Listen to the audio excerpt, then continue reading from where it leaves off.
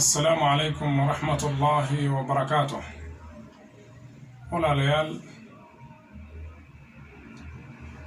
maanta waxaan idin wada afar arrimood ama waxaan rabaa inaan isdul taago afar qaab isu dul taago sanadka cusub iyo sanadkii hore ee naga tagay.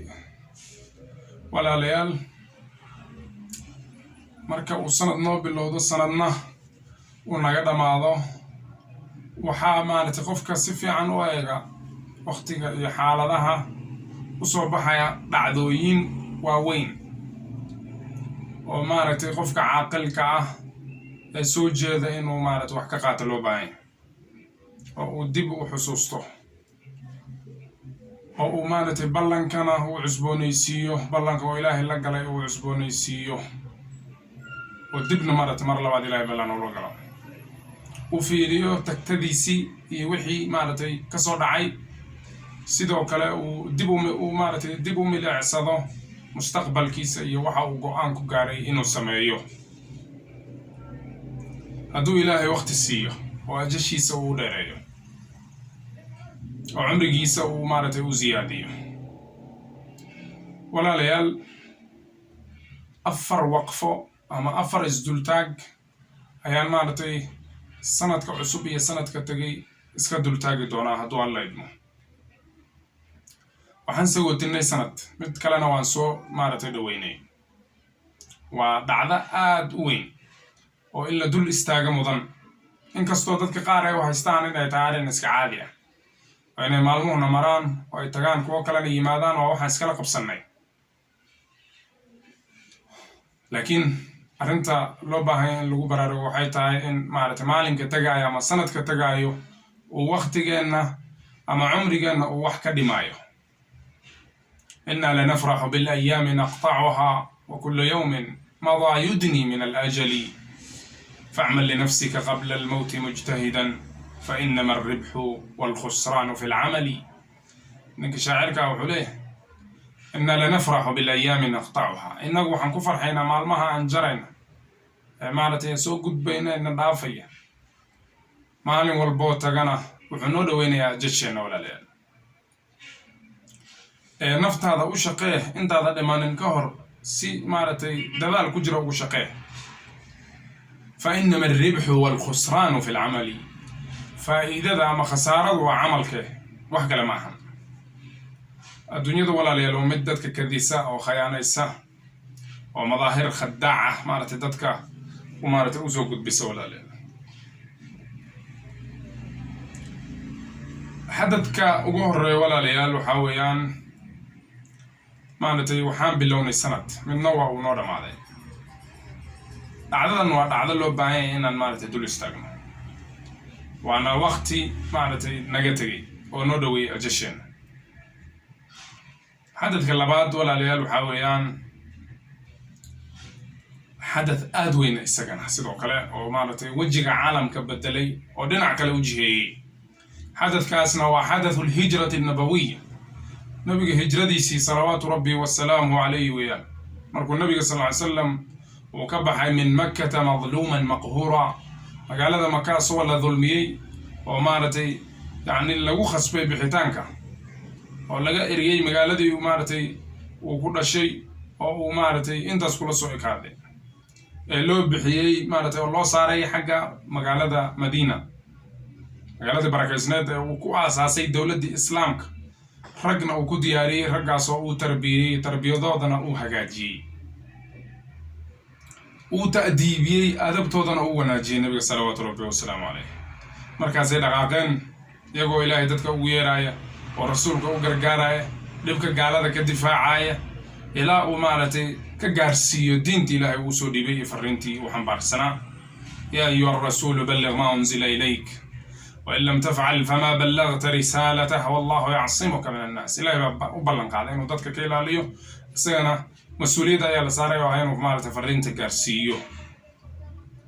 سيدا سو النبي صلى الله عليه وسلم سميه إلى يقينته يجيرود وقتمت أو ضدك وقتجي على المحجة البيضاء ليلها كنهارها لا يزيغ عنها إلا هالك. يعني يجو دول تاجن maaragtay caddayn ayagoo dultaagan ayuu ka tegay nabiga sala allahu calayhi waalihi wasalam walaalayaal. xadadkaas ama dhacdadaas duruus iyo cibar aad u waaweyn ayaa ku sugan walaalayaal, oo dadka maaragtay maanta hadday qaataan ummadda islaamka ay qaadato ay ku shaqayso maaragtay waxa ay rabto iyo sharafkeeda uu maaragtay u xaqiiqoobayo, awoodeeda iyo makaanadeeda inay dib ugu soo laabanayso.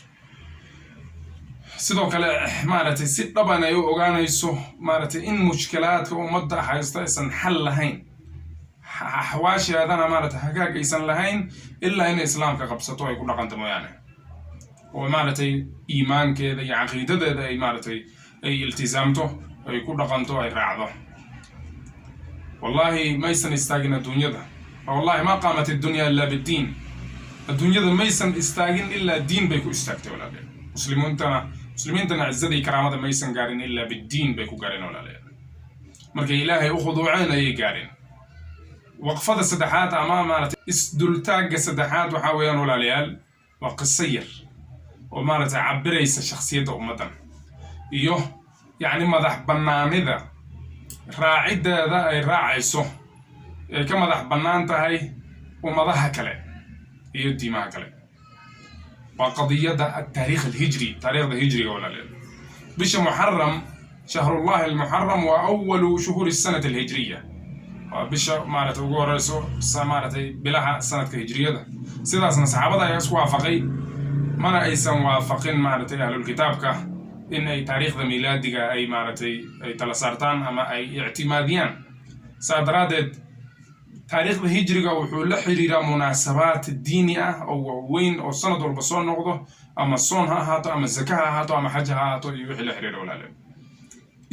isdultaagga afraad ama qodobka afraad oo aan rabo inaan isdultaago waxaa weeyaan walaalayaal maaragtay waa qodob muslimiinta cibro iyo ciday waanay ugu maaragtay filan tahay oo ay ugu sugan tahay. mid walbo isweynaysiiyo oo kibir badanna isagana cashir ugu sugan yahay maaragtay, taasoo ku tusaysa dhammaadkiisa maaragtay in yacni eebweyne uu maaragtay soo gabagabaynayo, oo in alle intuu qofka isweynaysiiyo uu kibiro oo isla sara maro inuu ilaahay maaragtay yacni uu sugaayo oo maalin uu ka takhallusi doono.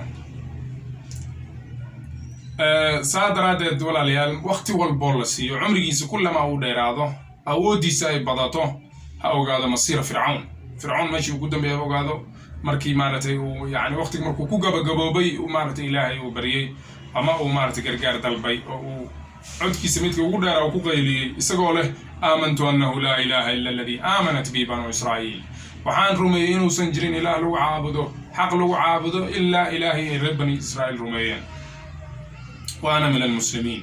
ilaahayna wuxuu u jawaabay al'aana waqad casayta qablu wa kunta min almufsidiin, oo ma haddaad rumaynaysaa xilli nafta ay xagga halkaa ku timid oo maaragtay waqtigaagii u gabagaboobay, horey baad u caasiday oo maaragtay waxaad ahayd kuwa dadka fasahaadiye ayaad ahayd.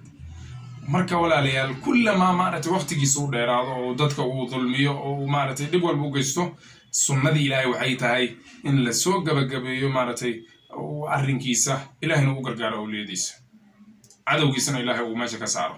taasna waxay ku soo daahirtay qisadii nabi muuse badbaadidiisii uu badbaaday salawaatu rabbi wasalaamu calayh, oo uu ilaahay ku gabagabeeyey shukri uu ku gabagabeeyey maaragtay, ama nabi muuse uu raaciyey shukri uu raaciyey walaalayaal, iyo maaragtay ilaahay amaanid uu ammaanayo.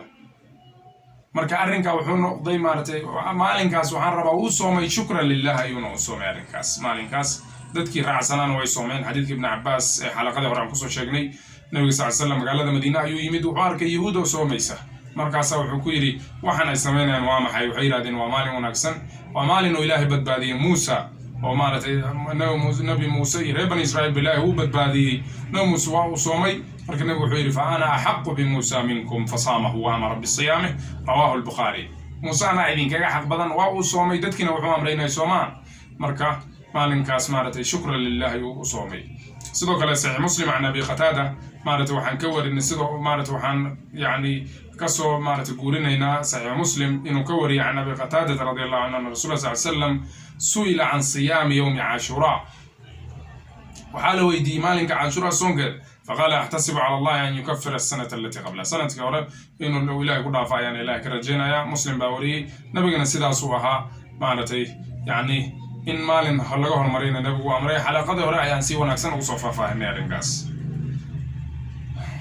ولا ليال الرنكاس وحقصه جن عضح يوانو يذكر قفكي وعقل له ووح فهمايا وقلبي وحوالينا يله أنا لو بهاي ولا ليال إلهي مارتنا ونقنه وأن كتدبرنا مالتي يعني القرآن كي نصوصته هي مالتي إن دينتنا عن برنا وكل قنه إلهي وحان مالتي نقبر يا إنه حال كان أبدله من حال إلى أحسن حال وأن يأخذ بنا إلى أحسن مآل إنه خير معمول وأكرم مسؤول والله المستعان وعليه التكلان.